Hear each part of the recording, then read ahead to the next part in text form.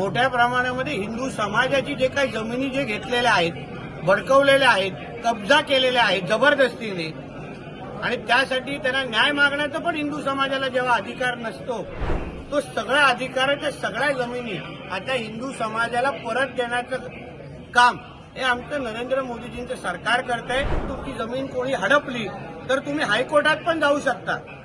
त्याचबरोबर त्या समितीमध्ये आता हिंदूचे पण काही सदस्य असणार. कोकण साहित्य संमेलन 2025 ह्या कार्यक्रमाच्या निमित्ताने आज मी माझ्या शुभेच्छा देण्यासाठी आलेलो होतो.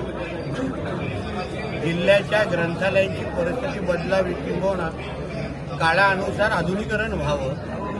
आमच्या जिल्ह्यामध्ये पहिलं डिजिटल ग्रंथालय बनवण्याची तयारी माझी सुरू झालेली आहे, जेणेकरून वाचक वर्ग वाढला पाहिजे, भावी पिढी पण ग्रंथालयाकडे आली पाहिजे. जगभरामध्ये जे ग्रंथालय आहे तिथे लोक तासनतास बसतात, तरुणी पण तिथे येऊन आपला वेळ घालवतात. तीच परिस्थिती माझ्या सिंधुदुर्गामध्ये पण व्हावी या दृष्टिकोनातून काही प्रयत्न माझे सुरू आहेत. काही नाट्यगृह बांधण्याची आमची तयारी सुरू झालेली आहे. एकंदरीत आमच्या जिल्हा आणि कोकणाचे साहित्य संमेलन साहित्यिकांसाठी साहित्याचं जतन करण्यासाठी जे प्रयत्न सरकार म्हणून आम्ही करतोय ते मी माझ्या भाषणाच्या माध्यमातून सांगितलं. मालवणी संदर्भात एक हे व्हावं. आता मराठी भाषा भवन हे मुंबईमध्ये बनत आहे, म्हणजे दिमागदार बनत आहे. आम्हाला प्रत्येकाला त्याच्याबद्दल अभिमान आहे. तसंच कोकणासाठी आमची मालवणी भाषा बोलीभाषा म्हणून आम्हाला सगळ्यांना त्याच्याबद्दल सारखा अभिमान आहे. म्हणून आमच्या कोकणामध्ये कुठल्याही जिल्ह्यामध्ये रत्नागिरी, सिंधुदुर्ग, रायगड कुठेही एक मालवणी भाषा भवन म्हणून एक बनावं असे एक विचार मी इथे मांडलेला आहे. आता सगळ्या कोकणातल्या साहित्यिकांनी एकत्र येऊन अगर इच्छा व्यक्त केली तर सरकार म्हणून त्याची जबाबदारी घेण्यासाठी मी स्वतः तयार आहे. साहेब, वक्फ बोर्डाचा प्रश्न होता. वक्फ बोर्डासंदर्भात जी जागा कब्जा केला आहे वक्फ बोर्डाने, त्या जमिनी त्या सरकार परत घेणार आहे किंवा ते काढून घेणार आहे. आपल्या जिल्ह्यातही तुम्ही प्रश्न उपस्थित केला होता किंवा सांगितलं होतं. बघा, वक्फ हा कायदा कुठल्या इस्लामिक राष्ट्रामध्ये पण नाही, ना पाकिस्तानमध्ये आहे, ना बांगलादेशमध्ये आहे, कुठेच नाही. ते फक्त आमच्या हिंदू राष्ट्र असलेल्या भारतामध्ये आहे. आणि आता देशाचे पंतप्रधान आदरणीय नरेंद्र मोदीजींचं सरकार जे काय वक्फ बिल जे आणतंय, जे अमेंडमेंट त्याच्यामध्ये सुचवत आहे, त्याच्यामुळे मोठ्या प्रमाणामध्ये हिंदू समाजाची जे काही जमिनी जे घेतलेल्या आहेत, बळकवलेल्या आहेत, कब्जा केलेल्या आहेत जबरदस्तीने, आणि त्यासाठी त्यांना न्याय मागण्याचा पण हिंदू समाजाला जेव्हा अधिकार नसतो, ते मिळत नाही, तो सगळ्या अधिकाराच्या सगळ्या जमिनी आता हिंदू समाजाला परत देण्याचं काम हे आमचं नरेंद्र मोदीजींचं सरकार करतंय.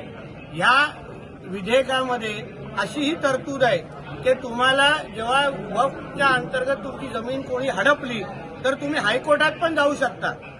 त्याचबरोबर त्या समितीमध्ये आता हिंदूचे पण काही सदस्य असणार.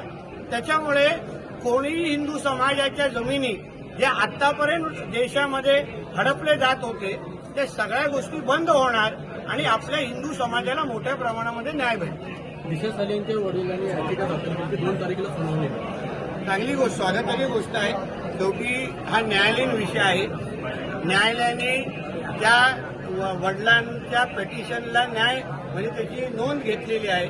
2 तारीखच्या संदर्भात दिलेली आहे.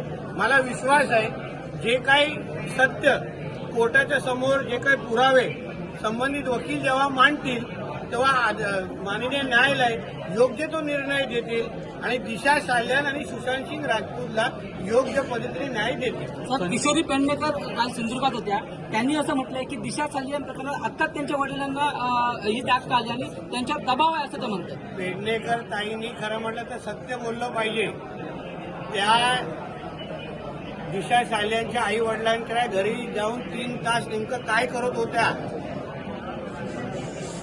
काय किती दबाव तिने टाकले, किती धमक्या दिल्या, त्याच्या वडिलांनीच स्वतः सांगितलेलं आहे की आम्हाला ब्रेन वॉश केलं जात होतं. पेडणेकर ताईवर, किशोरी पेडणेकरांवर आम्ही आरोप केलेला नाहीये, दिशा साल्यांच्या वडिलांनी केलेले आहेत. म्हणून त्या संबंधित दिशा साल्यांच्या वडिलांनी योग्य ते त्यांना उत्तर देतील.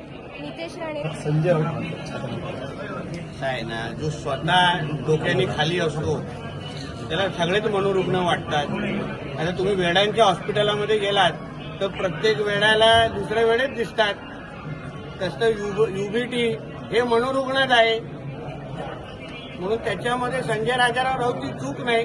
तो स्वतःच वेडा असल्यामुळे त्याला सगळेच वेळे दिसत आहेत. संजय राऊत असं पण म्हणतात की मनोहर जोशी, नारायण राणे, उद्धव ठाकरे मुख्यमंत्री असताना दंगली घडल्या नाही तर दंगलीला खतपाणी घालणारे त्यांच्याच मंत्रिमंडळाचे मंत्री आहेत. हो, पण उद्धव ठाकरेला दंगली केव्हा कधी कशा घडवायच्या होत्या याच्या तारखानुसार मी सांगू शकतो. मातोश्रीमध्ये कधी कधी बैठक झालेले त्याचे काही माझ्याकडे लोक आहेत जे तेव्हा तिथे उपस्थित होते.